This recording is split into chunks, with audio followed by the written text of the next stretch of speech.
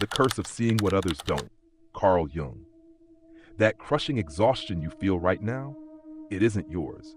You are secretly bleeding out, physically metabolizing the repressed trauma of every smiling stranger you pass. Society calls it compassion, but it is a violent cellular depletion. Are you a malfunctioning glitch or the ultimate human awakening? The silent agony of seeing too much. Have you ever found yourself sitting in a room overflowing with vibrant laughter, bathed in the warm, golden glow of crystal chandeliers, only to feel an invisible hand tightly gripping your throat?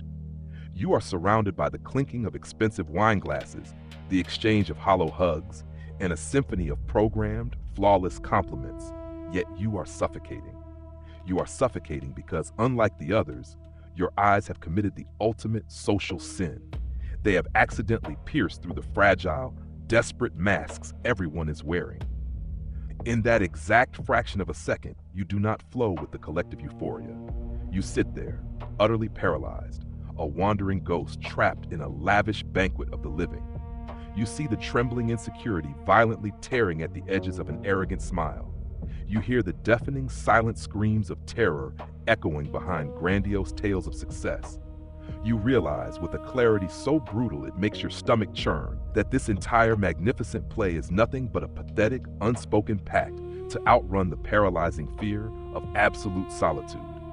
The inner multiverse warmly welcomes you and your beautiful, restless soul to this space of brutal honesty. If you have ever felt like a lonely alien in your own skin, please take a moment to subscribe to our channel. Your support is the vital heartbeat that empowers us to continue decoding the profound mysteries of human existence in future videos. Now, let us return to that suffocating room. What is the true cost of possessing such a devastatingly clear vision into the human soul? It is a chronic, spiritual exhaustion. It is a terrifying breed of isolation that drives its roots deep into the very marrow of your bones. It is those endless, pitch-black nights where you lie awake, wrapping your arms around your own shivering body, violently questioning the integrity of your own sanity. You whisper into the void, "Am I losing my mind? Why does it seem so effortless for everyone else to breathe, to trust, to dance in this illusion, while I am left here bleeding endlessly from crossed emotional wires and raw, naked truths that no one dares to speak?" You are left agonizing over whether this intense sensitivity is a sacred gift from the cosmos or a vicious curse designed to torture you in this human realm. Slowly, you withdraw into the shadows, morphing into the bleeding observer, a tragic anomaly possessing the immense capacity of an entire ocean of empathy, yet entirely unable to find a single, quiet shore capable of holding you. The weight of invisible woes. As this vast ocean of empathy threatens to drown you, you begin to realize that you are not merely observing the world, you are physically metabolizing its hidden grief. To be a true observer is to exist without a protective epidermis, walking through life with your nervous system completely exposed to the elements. You do not just witness a friend's subtle disappointment, you swallow it whole. You do not merely notice the heavy, exhausted sigh of a stranger on the subway, you absorb their lifelong fatigue into your own chest until it becomes indistinguishable from your own beating heart. This is the excruciating mechanics of hyperempathy. It is a biological and spiritual sponge that soaks up the lingering residue of every unspoken tragedy, every repressed childhood trauma, and every shattered dream that lingers in the atmosphere. Society often romantically labels this as compassion, but they do not understand the violent toll it extracts behind closed doors. When you return home and collapse onto the floor, the exhaustion is not merely physical, it is a cellular depletion. Your mind becomes an overflowing archive of other people's sorrow, replaying their micro-expressions, analyzing the exact pitch of their trembling voices, and agonizing over the pain they refuse to acknowledge. You are constantly carrying the invisible baggage of the collective, acting as an unpaid emotional landfill for a world that refuses to process its own darkness. People naturally gravitate toward you, drawn to the unspoken safety in your gaze, eagerly dumping their heaviest secrets at your feet before walking away lighter, completely unaware that they have left you anchored to the floor by the sheer weight of their unhealed wounds. You give and you absorb until you are entirely hollowed out, left staring at the ceiling in the dead of night, desperately trying to locate the blurred boundary between where their trauma ends and your own soul begins. The paradox of profound connection. Carrying these heavy, fragmented pieces of strangers' souls inevitably fractures the foundation of your personal connections, leaving you stranded on an island of profound misunderstanding. The tragic irony of seeing too much is that it ultimately blinds you to the simple, comforting illusions that sustain normal human relationships. You find yourself entirely incapable of participating in the shallow rituals of casual dating or the superficial banter of modern friendships. When you look at a partner, you do not just see the face they present. You instantly detect the subtle shifts in their loyalty, the hidden resentments brewing beneath their smiles, and the evasive lies they tell themselves to avoid confrontation. You demand an excruciating level of authenticity, a raw, terrifying intimacy that most people spend their entire lives actively running away from. Consequently, your intensity becomes a mirror that reflects their deepest insecurities back at them, and human beings despise nothing more than a mirror they cannot hide from. They will label you as too complicated, too sensitive, or accuse you of overanalyzing harmless situations, gaslighting your intuition until you feel entirely untethered from reality. You watch as people slowly pull away, intimidated by the terrifying depth of your emotional demands, preferring the comfortable, anesthetized company of those who will not challenge their carefully constructed facades. The resulting isolation is not a choice, but a painful byproduct of your refusal to play pretend. You are trapped in a heartbreaking paradox. You possess an infinite, burning capacity for profound love and connection, yet you are utterly starved of it, wandering through a desert of superficiality, desperately searching for a single drop of genuine, unmasked humanity, the abyss of existential solitude. When human connection becomes a source of overwhelming friction rather than comfort, you are forcefully pushed into the terrifying, vast abyss of your own existential solitude. It is within this deafening silence that the darkest questions begin to take root, twisting around your mind like suffocating vines. You start to examine the very architecture of human existence, questioning the purpose of a society that aggressively rewards emotional numbness while heavily penalizing those who dare to feel. The world begins to feel like an elaborate, grotesque simulation, a hollow theater where billions of people are merely reciting inherited scripts, completely oblivious to the ticking clock of their own mortality. You wander through crowded city streets, watching the mindless rush of the daily grind, and a sudden, paralyzing wave of nihilism washes over you. What is the point of this relentless pursuit of wealth, status, and fleeting validation when the underlying reality is drenched in such profound sorrow? You feel like an ancient soul trapped in a frantically modern, decaying world, speaking a forgotten emotional language that no one around you understands.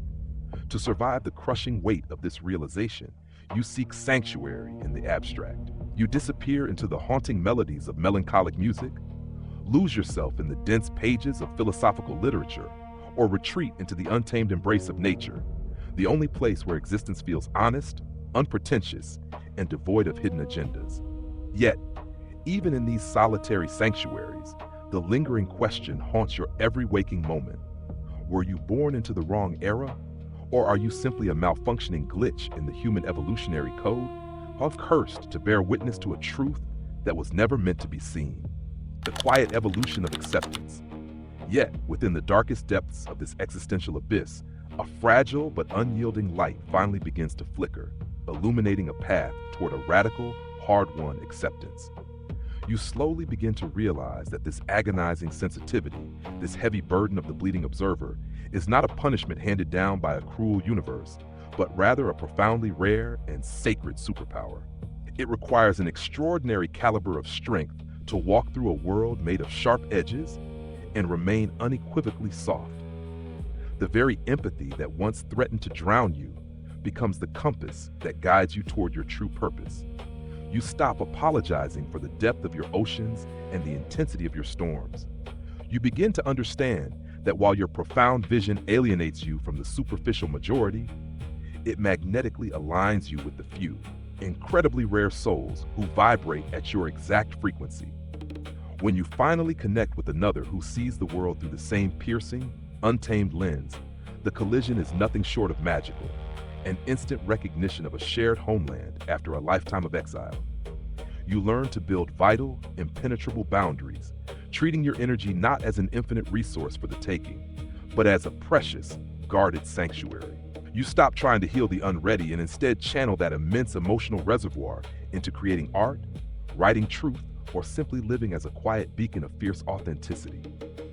The silent agony never entirely vanishes, but it gracefully transforms into a beautiful, melancholy wisdom. You are the watcher, the feeler, the emotional anchor of a reckless world. And as you finally stand tall in your own raw truth, you realize that seeing too much was never a curse to be cured. It was the ultimate awakening of the human soul. Navigate life as a bleeding observer is to endure a profound metamorphosis, transforming the crushing weight of hyper-empathy into a sacred, empowering gift. Initially, existing with a deeply exposed nervous system feels like a relentless curse. You involuntarily absorb the unspoken grief and repressed traumas of the collective, acting as an emotional landfill for a world unwilling to confront its own darkness. This immense sensitivity inevitably fractures your relationships, as your demand for raw, unfiltered authenticity alienates those who prefer the comforting illusions of superficiality. Left stranded in an abyss of existential solitude, you grapple with the agonizing disconnect between your ancient soul and a frantically numb, modern society. However, the ultimate turn fighting your own nature. You realize that possessing an infinite capacity to feel is not an evolutionary glitch, but an extraordinary superpower. By cultivating impenetrable boundaries, you learn to protect your energy, transforming an overwhelming flood of empathy into a focused, creative force. You cease trying to heal those who are unready and instead become a quiet beacon of truth. In doing so, you naturally attract the rare souls who resonate with your depth. Ultimately, seeing too much is not a tragic burden, but the highest awakening of the human spirit, a courageous choice to remain soft and authentic in a world made of sharp edges. Profound lesson. The deepest realization is that sense of agility. It is the ultimate form of emotional bravery. However, empathy without boundaries is self-destruction. Your capacity to absorb and understand the pain of the world is a rare gift, but it must be fiercely protected. You are not obligated to be the emotional sanctuary for a world that refuses to heal itself. True wisdom lies in learning to witness the suffering of others without metabolizing it as your own. Practical application.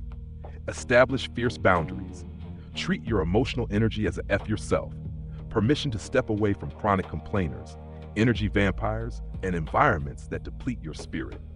Practice detached compassion. When someone vents to you, practice active listening without adopting their emotional weight.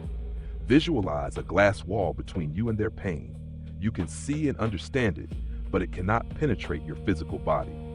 Redirect the energy. Instead of trying to fix people who are unready to change, channel your immense emotional depth into creative outlets, meaningful work, journaling, or your own personal healing. Seek resonant connections. Stop starving for depth in shallow pools. Accept that your social circle may be small and invest your energy exclusively in those who can meet you at your level of authenticity and respect your emotional limits. Question for the audience. Have you ever felt completely exhausted just by being in the same room as someone who weighed your thoughts and experiences in the comments section below? We would love to read your perspectives and build a supportive community where everyone can learn from each other. If you found this content valuable, please subscribe to the channel to support us.